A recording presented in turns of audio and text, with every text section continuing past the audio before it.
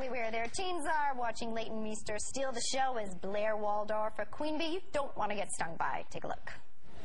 Hi, my name's Blair. You're new. Hi, I'm Amanda. That's not important. We'd like to invite you to lunch. That's really sweet, but I'm already... We know. Dan Humphrey? Bad idea. It could be hazardous to your health.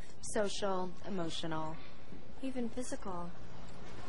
Ouch! Besides, boyfriends are so much less reliable than girlfriends.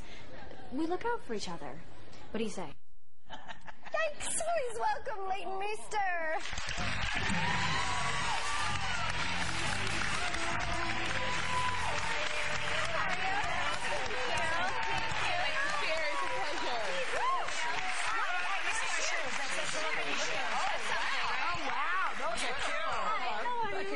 I'm well. Those are you shoes. Yeah, it's a little hard. This is going to be comfy. No, it's not. Okay. No, Gossip Girl is, I mean, a huge, huge hit, especially with young audiences. I mean, that's all anyone's talking about. There are parents, though, that are a little concerned about the sexual content. Do you get that a lot? Like, what's your take on that? Because there's some sex scenes or implied sex scenes. Quite a few, actually. We don't try to hide it at all anymore. Yeah.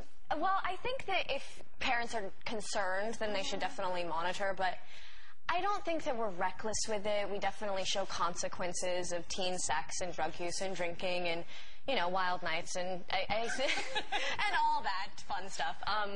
So, I mean, you know, if they're concerned, then they shouldn't watch it, but I think it's actually kind of a cool show to watch with your kids because it opens up conversation and dialogue to be able to talk about those issues that all of us are actually going through with the real teenagers. You feel like, do you talk to the teens and say, yeah, this is actually happening, or do you get in with your fans? That I mean, it's obviously a heightened reality. It is a show, so it's entertainment purposes, and people don't want to, you know, watch other people just sitting home and being good, and that's not our show. Right. At all. You're in real trouble on your show. People magazine actually named your cast one of the world's most beautiful, which I thought was a nice spread. And congratulations. In the world, I think it is. And then you also did a cover on New York magazine, which was kind of racy. I mean, you guys are on your undies right here. That's like, but the other picture in People is us in a bed too, right? Yeah, you're on a bed. Yes, you are on a bed in It's People. a new concept. And then you're on a bed on New York magazine. So was this awkward to shoot at all? Does it look awkward? Well, no, it doesn't look awkward. You guys look sort of comfy. I mean, it is, I think, well, the night before, Ed, who's right there,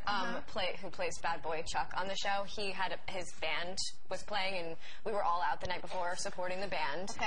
And we have to wake up at like 6 o'clock the next morning, and then they're all like, everybody lay on each other and grab here and grab there, and it's like kind of funny, but we're all friends, so it makes it like slightly more awkward, but then we just laugh it off. Expedites the process of getting to know one another.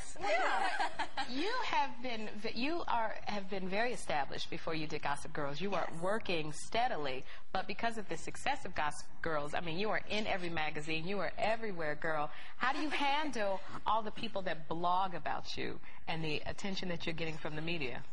Yeah, I think that kind of stuff has come up more recently because of the show. I think that it's the nature of the show. Like, people are going to see the words Gossip Girl, and then they're going to be like, oh, well, they're just like their characters, or, you know, they're going to want to blog about it and talk about it, and so...